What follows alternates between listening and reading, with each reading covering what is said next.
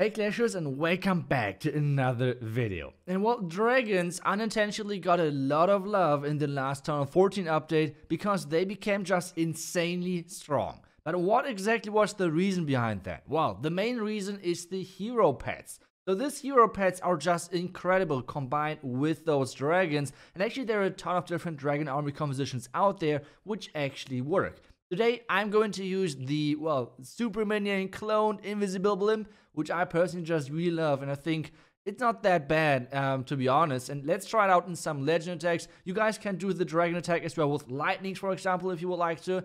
All of that really strong, but let's highlight more. What is the secret behind all of those dragon attacks? So let's get started. First base already. So whenever you attack with the dragons, the key to success is to basically take care of the core of the base. Because as long as your king is not taking huge burst damage, you're fine, because this king won't die with the unicorn on him. With the queen behind, you have an incredible powerful hero squad, and then you have still the royal champion. Either way, on this one, with the super minion blimp, you want to take down scatter shots kind of early on, because otherwise those scatter shots in multi-inferno towers, yeah, they're just going to melt your super minions. Either way, now let's clone those super minions. Let's go get those super minions to work, making sure they take down some more buildings right there. And well, the great thing about this is obviously you're not luring out any ground troops.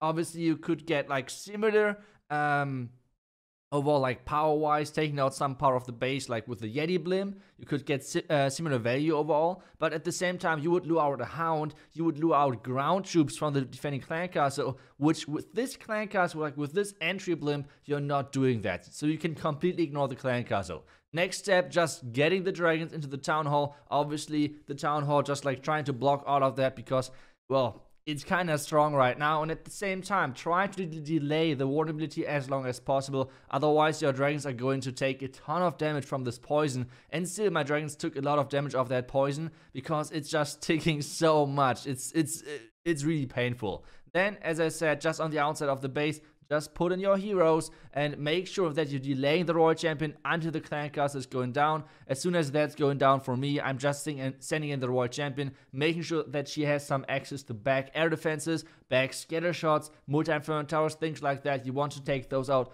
nice and early. Wow, this attack is looking pretty good because we have still so many freezes left. You can use a heal spell as well if you would like to, if you run into a lot of multi-inferno towers, but I feel like running with all of those freezes is a really good thing. I can like non-stop freeze this eagle. On the right side, obviously I have my king working on there as well. The yak is doing an insane work. Like, take a look at this yak. It's like took out easily the entire walls over there, which gives my queen access into the base. And this combination is just so strong against most of the bases because you can get so easy into the base with this yak. And you can see it right there, easy triple for us. That's how you do it, especially considering that most of the bases in Legend League right now are not maxed or not even close to maxed. With non-max builder huts, you do not have that much air targeting defenses, so even in the current stand of the game, this strategy is really strong. So let's get to the next attack, and this is a ring base. Normally people really hate to attack ring bases, and I can understand that, but at the same time, this strategy is really easy. So you choose like a really big defensive part of the base.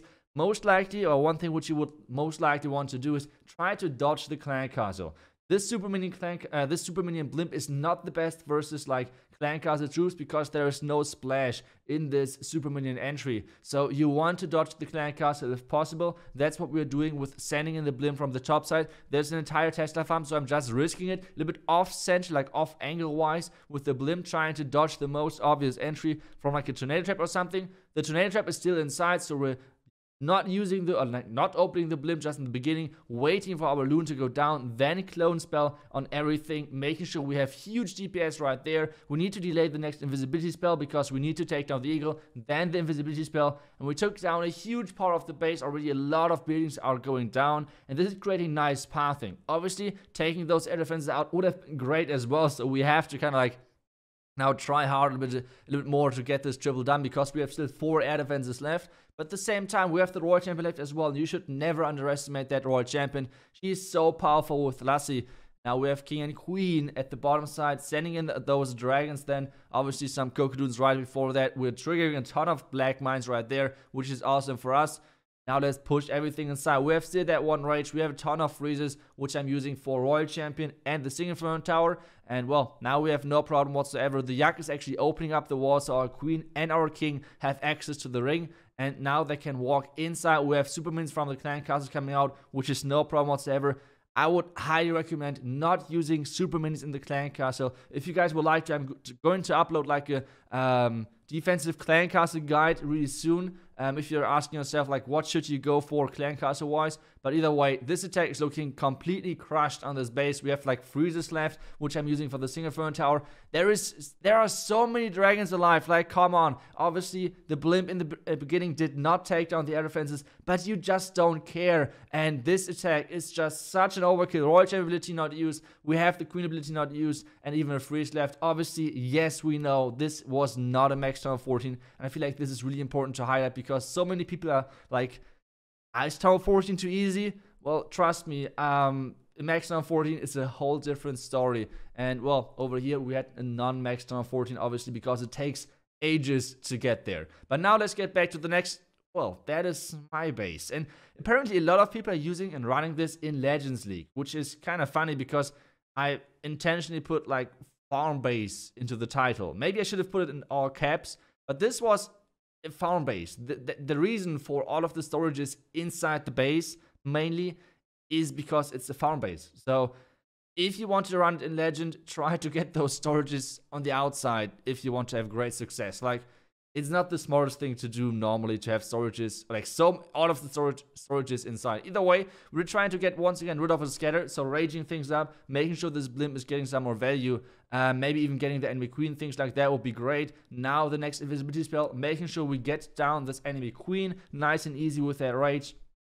And now we want to get into that town hall with our dragon push, as always. So let's try and see if that works. We have a Superman at the top side working. Now some more dragons onto the Tesla, which I know that the Tesla was there. Now the Black Man triggering that as well, which is normally close to the tunnel compartment. And now let's just send in the dragons and hope for the best, because I have to say this is not the easiest base for dragons, because the eagle is so far back. So the eagle is like non-stop shooting, and one of the biggest threats to the dragons is this eagle if you're not running a heal. So for example, on this base, I think it would be really good to run a heal spell in this armor composition, but at the same time, sometimes it's obviously better to not bring that heal. So it's up to you how you prefer it the best. Either way, warden ability to block the poison, hopefully, and now our dragons are slowly making it into that scatter compartment. Meanwhile, though, those ice golems are really annoying. That's, by the way, another clan castle which is right now kind of viable with this triple ice golem threat. But either way, the dragons are making their way through. The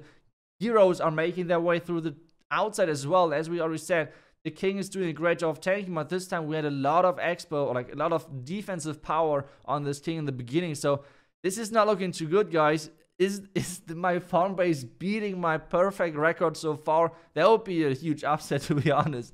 But still, freezing that enemy Royal Champion. We have one freeze left, but to be honest, we can't really freeze any good at the bottom side like the Royal Champion. We would have had to freeze the bottom's cannon, but still, that wouldn't be that great either. So we're saving that freeze, hoping that we can somehow use it anywhere, like somewhere at some point. The Yak is opening up the wall, but there's so many defense left, and it seems like my farm base is beating us, and this,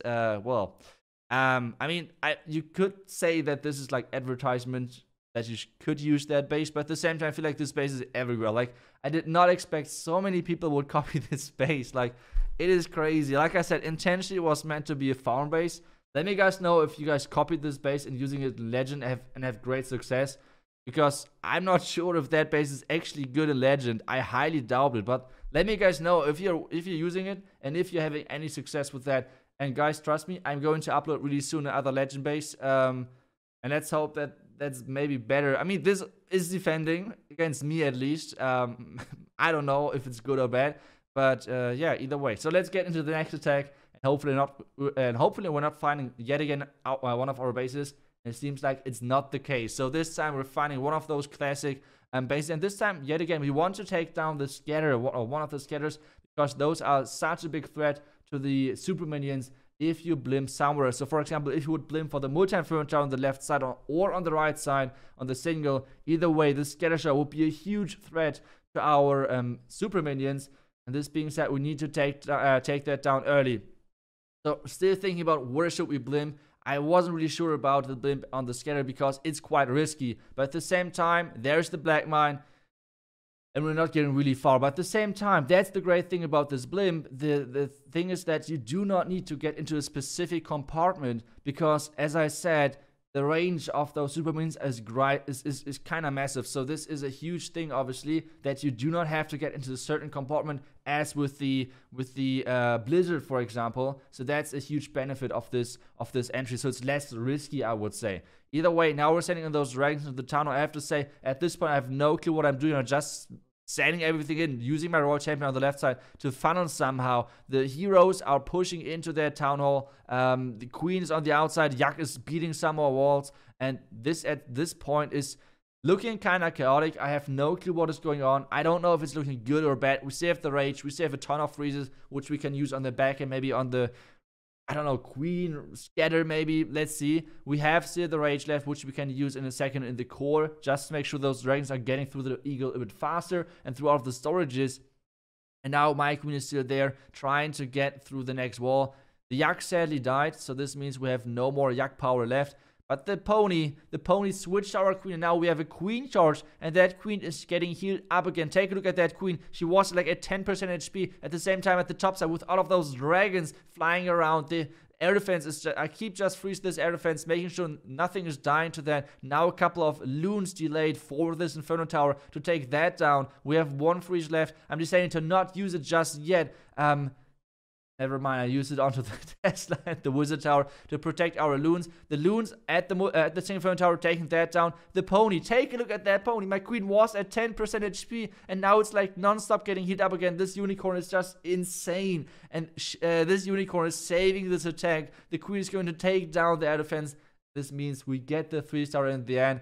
Wasn't lucky at all calculated, I would say. And, well, either way, guys, try out the dragons with this new pet combination. It's just incredible. It's really easy to use. Go for it. And, well, that's from me. Thank you so much for watching. I will see you guys back tomorrow for the next video. Until then, see ya and bye-bye.